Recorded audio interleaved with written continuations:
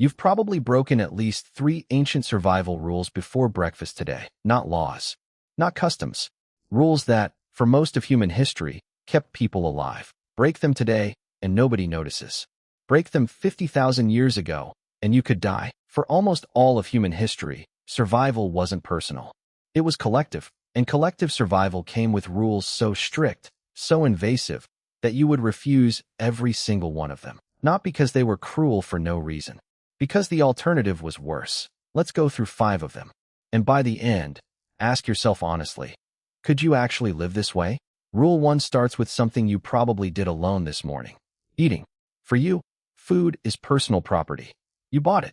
It's yours. For almost every hunter-gatherer society ever studied, that idea would sound insane. Because Rule 1 was simple.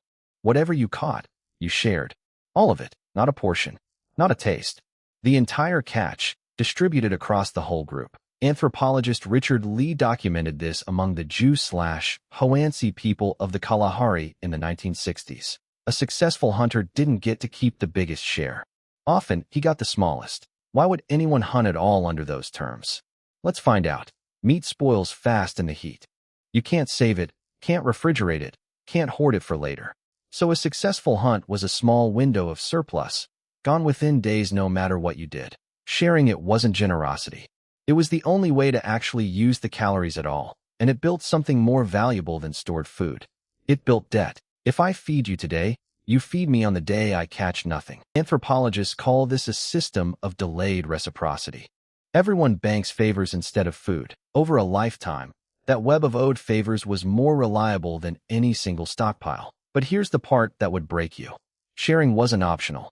It was enforced. Among the Jew/Hoansi, a hunter who tried to boast or claim extra credit was mocked hard. This is called insulting the meat, a deliberate ritual to keep hunters humble. Someone would look at a huge kill and say out loud, "This is nothing but bones and worthlessness." Not because it was true, because pride in a group this small could get people killed. A hunter who felt superior might stop sharing. A group that stops sharing starts starving. So the culture built in a constant, deliberate check on individual ego. Now imagine that at your job. You closed the biggest deal of the year, and your entire team is culturally required to tell you it was worthless. Then you're expected to hand your entire bonus over to coworkers, keeping the smallest share for yourself. Most people today would call that exploitation. For 200,000 years, it was survival math. Refusing to share wasn't just rude.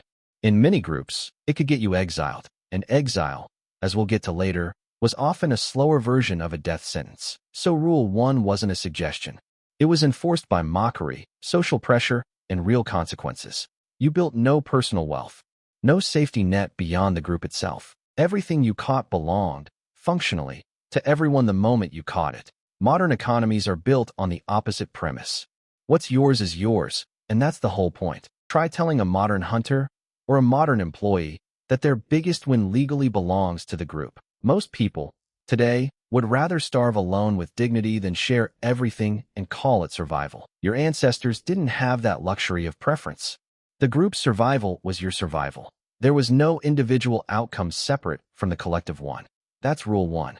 And it's just the beginning of how little privacy your ancestors actually had. Because sharing food was nothing compared to what came next. Sharing every single decision about your life. You choose your job. You choose your partner. You choose where you live. For most of human history, almost none of that was actually up to you. Marriage, in most early human societies, was arranged by elders, not chosen by individuals. This wasn't romantic tradition. It was alliance building, resource sharing, and survival planning combined. Marrying into another group meant new hunting territory, new allies, new safety in a crisis. Your personal preference mattered far less than what the alliance could offer the whole band. And it wasn't just marriage. Where you lived, hunted, or moved was also a group decision. Wanting to strike out alone, to find yourself the way modern people talk about it, wasn't admired. It was dangerous. A lone human on the savannah was prey. Simple as that. So individual ambition, the thing modern culture celebrates constantly, was often actively discouraged. Anthropologists studying modern hunter-gatherer societies, like the Hadza of Tanzania, still see this pattern today. Group consensus, not individual authority, decides where the camp moves and when. There's rarely a single chief giving orders.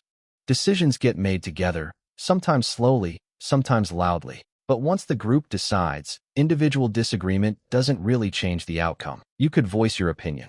You couldn't simply opt out and do your own thing. Now compare that to a modern life built entirely around individual choice. You choose your career path, sometimes changing it entirely, more than once in a lifetime. You choose your partner, often based on personal attraction alone, with no group approval required. You can move across the country or the world, based purely on your own preference. Ask an ancient human to explain that lifestyle, and they might call it reckless, not free. Because every one of those individual choices, made without group input, would have carried real survival risk back then. Modern independence exists specifically because modern systems absorb the risk your ancestors' groups used to manage directly. Insurance, government safety nets, emergency services, they all quietly do what the group once did, which means your individual freedom is, in part, borrowed from systems your ancestors never had. Take those systems away, and total individual freedom stops looking like liberation. It starts looking exactly like what it was for most of human history: a death sentence. So Rule 2 wasn't about control for its own sake. It was risk management, enforced socially. You'd resist it today, hard.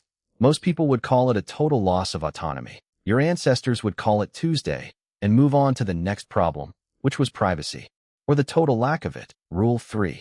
Nothing you did was ever truly private. Right now, you probably have a room with a door that closes. For most of human history, that concept barely existed. Bands typically numbered between 20 and 50 people, sharing one open living space. Sleeping, eating, arguing, grieving, all happened within sight and earshot of everyone else. Childbirth wasn't a private hospital room. It happened surrounded by other women, often the entire camp nearby. Death worked the same way. Dying alone, away from the group, was almost unheard of. Even something as basic as crying or having a bad day happened in full view. There was no closing a door to process an emotion alone. The group simply watched and often responded immediately. This constant visibility served a real purpose. It made hiding dangerous behavior almost impossible. Someone hoarding food secretly or planning to abandon the group would be noticed almost immediately. Constant social visibility functioned as a built-in accountability system, long before written rules or laws existed. Modern psychologists studying small, isolated communities today still see this pattern clearly. In small, tightly bonded groups, individual privacy shrinks naturally because everyone depends on everyone. The less privacy you had, the harder it was to secretly betray the group. Now think about your own life for a second. How much of it happens completely unseen? Private messages, locked doors, personal thoughts you never say out loud to anyone. Modern life is built almost entirely around the assumption that privacy is a basic right. Take a modern person and drop them into a hunter-gatherer camp with zero personal space. Within days, most people report real psychological strain from the total loss of solitude. Anthropologists studying modern contact with isolated communities have documented exactly this kind of culture shock. Your ancestors, meanwhile, might have found total privacy just as disturbing in the opposite direction. Being alone, truly alone, wasn't peaceful to them. It was a warning sign. Isolation meant you'd been excluded or that something had gone badly wrong. Two completely different nervous systems, shaped by two completely different social realities. You'd struggle badly with their total lack of privacy. They'd struggle just as badly with your total isolation, which raises an uncomfortable question. Is modern loneliness partly the cost of privacy you fought so hard to gain? Researchers studying modern isolation rates have started asking exactly that question. There's no simple answer. But the trade-off is real in both directions. Rule 3 cost your ancestors almost all personal privacy. It bought them constant social protection instead, which brings us to Rule 4, the one built directly on top of that constant visibility. In most modern legal systems, you're only punished for what you personally did. In many early human societies, that principle simply didn't apply the same way. One person's serious mistake could bring consequences down on the entire group. If someone broke a taboo or angered a neighboring group, retaliation often wasn't aimed only at them. A raid, a feud, or a curse could target the whole band, regardless of who actually caused it, which meant your neighbor's bad decision could genuinely put your own life at risk. Because of this, groups policed each other constantly, correcting bad behavior before it escalated. Anthropologists call this a form of social insurance through shared risk, uncomfortable as that sounds. It meant everyone had a direct, personal stake in everyone else's behavior. Reputation wasn't a personal brand. It was a resource the entire group actively protected. If your reputation dropped, the group's safety could drop right along with it. So elders and peers intervened early, correcting small problems before they became group-wide threats. This meant almost zero tolerance for repeated selfish or reckless behavior. Someone who consistently endangered the group could eventually face the group's harshest consequence. Now think about how modern life actually works. Your coworker's mistake rarely puts your own life at risk. Legal systems today are built specifically to separate individual guilt from collective punishment. You can watch a stranger make a terrible decision and feel completely unaffected by it. Your ancestors never had that luxury. Someone else's mistake could genuinely end your life too, which meant social correction wasn't rude interference. It was survival maintenance.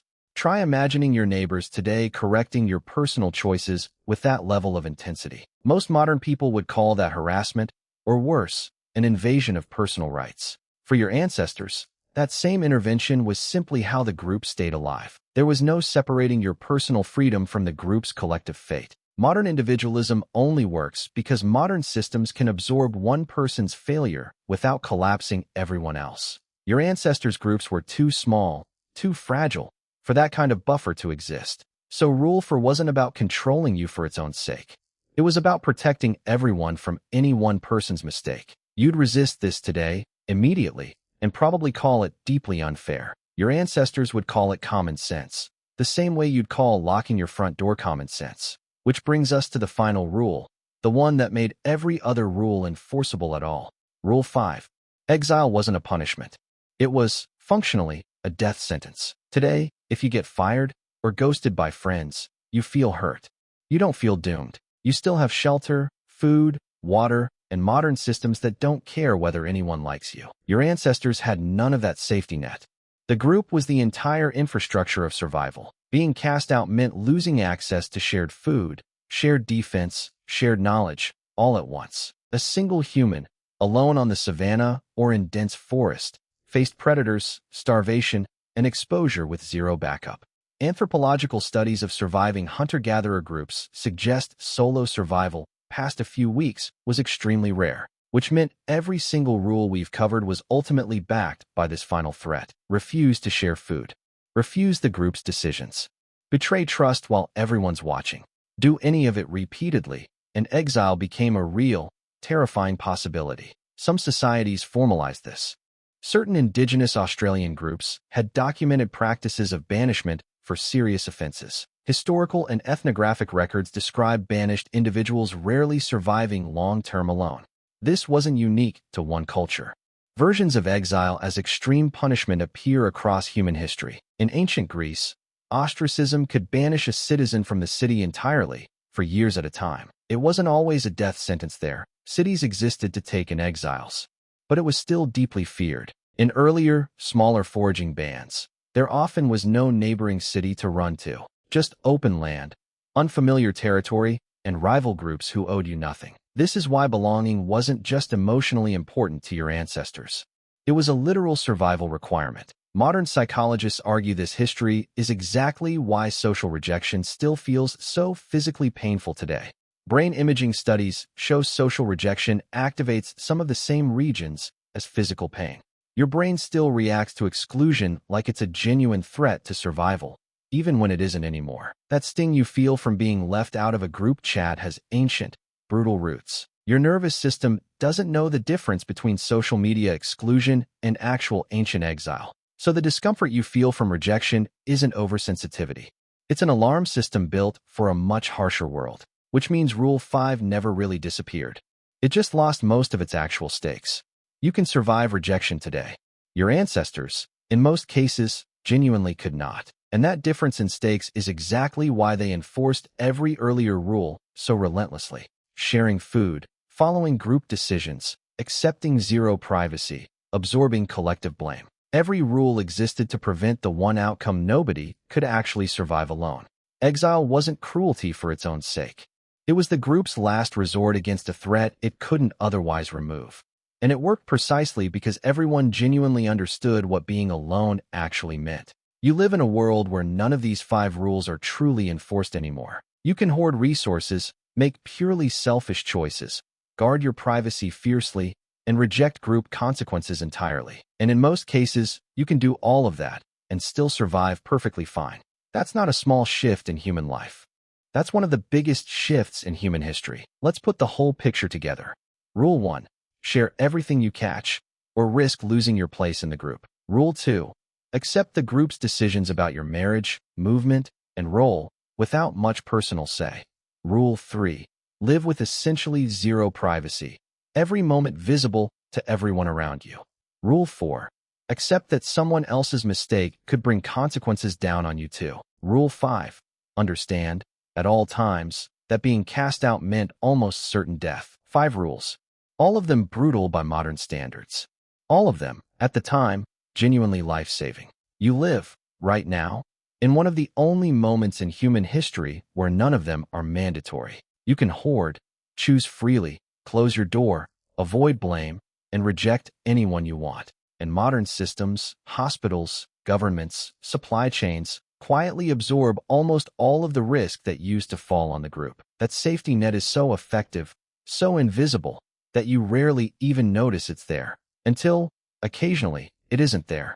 A natural disaster, a total system failure, a genuine crisis, and suddenly, these 5 ancient rules start looking a lot less irrational. People in real emergencies instinctively start sharing resources, deferring to group decisions, watching each other closely. Disaster researchers have documented this pattern repeatedly across floods, blackouts, and emergencies worldwide. Under real threat, modern humans quietly rediscover rules their ancestors never had the option to ignore, which suggests these rules were never really outdated.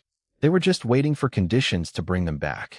You didn't outgrow these rules because you're fundamentally different from your ancestors. You outgrew them because the systems around you got strong enough to make the rules optional. Optional, not irrelevant. Your body and brain still carry every one of these old survival instincts. The sting of exclusion, the discomfort of standing out, the pull toward group approval, none of that vanished.